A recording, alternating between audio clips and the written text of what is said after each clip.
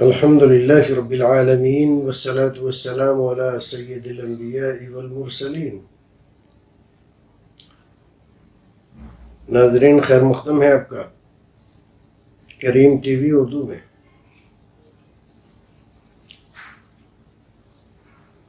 ناظرین، بہت سارے بھائیوں کو اس بات کی تشویش ہے کہ عید قریب آ رہی ہے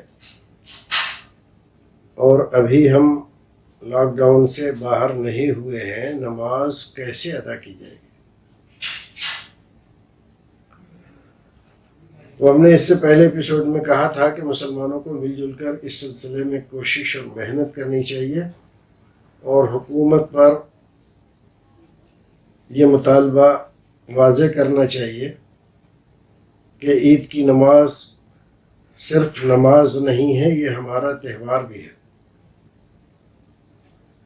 اور ہماری ملت اسلامیہ میں اس کو گھر سے باہر جا کر اجتماعی طور پر ادا کرنے کا حکم دیا گیا ہے۔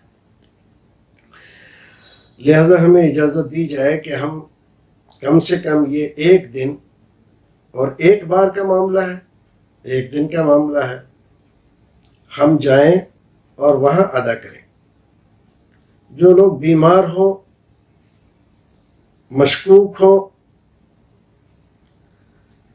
یا ایسے ہوں کہ جو خطرے میں ہوں، ان کو اس سے الگ کیا جائے۔ ہم خود ان کو اس بات کا مشورہ دیں کہ آپ حضرات الگ رہ کر عید کی نماز پڑھ لیجیے، لیکن باقی امت مسلمہ ایک ساتھ عید کی نماز ادا کرے۔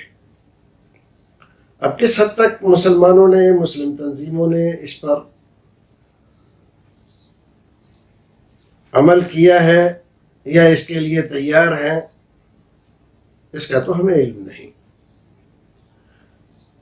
اگر یہی صورتحال رہتی ہے اور ہمیں میدان میں جا کر، مسجد میں جا کر عید کی نماز پڑھنے کی اجازت نہیں ملتی ہے، تو ہمیں چاہیے کہ ہم اپنے گھر میں اپنے خاندان کے لوگوں کو جمع کر کے نماز پڑھیں اور خطبہ بھی دیں۔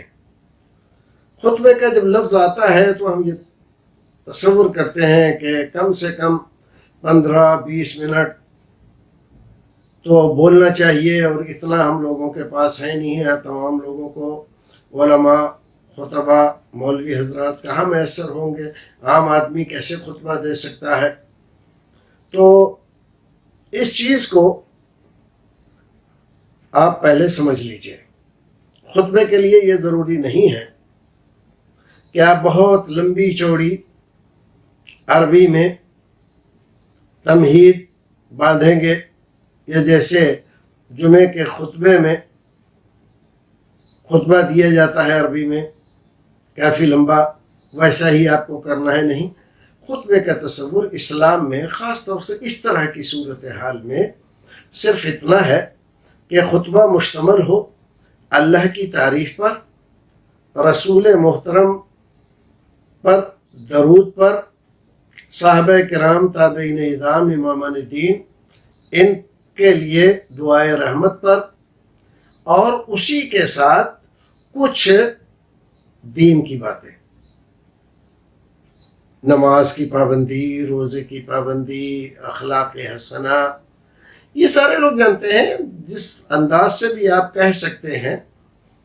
اگر 5 منٹ بھی آپ نے یہ سب کچھ کر لیا تو آپ کا خطبہ ہو گیا، اور پھر اس کے بعد آپ نماز پڑھا دیں۔ نماز کیسے پڑھائی جائے گی؟ عید کی نماز جیسے 2 رکعت ہم پڑھتے ہیں، جیسے جمعے کی نماز پڑھتے ہیں مان لیجیے، تو 2 رکعت نماز ادا کی جاتی ہے۔ بس یہ ہے کہ اس میں 12 تکبیریں زوائد علاوہ تکبیر تحریمہ کے کہی جاتی ہیں۔ پہلی میں 7 تکبیریں اور دوسری میں 6 تکبیریں، 5 تکبیریں۔ تو 7 5 12 ہو گئے۔ تو کیسے کہیں گے کہ آپ نے اللہ اکبر کہا، نیت باندھی، دعائے ثنا پڑھی، پھر اس کے بعد اب آپ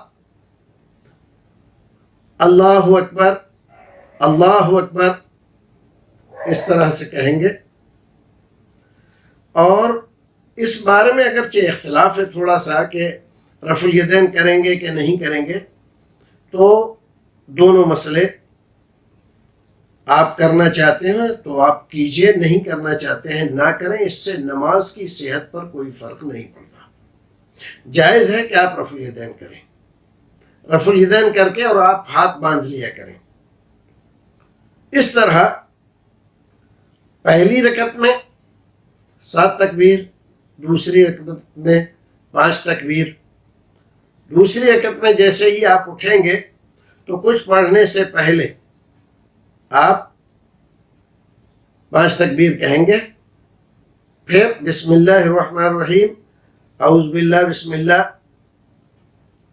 یہ پڑھ کر پھر آپ سورہ فاتحہ پڑھیں گے، اس کے ساتھ ایک سورت اور پڑھیں گے۔ بہتر ہے کہ آپ وہ سورتیں پڑھیں جو عام طور پر جمعے میں پڑھی جاتی ہیں۔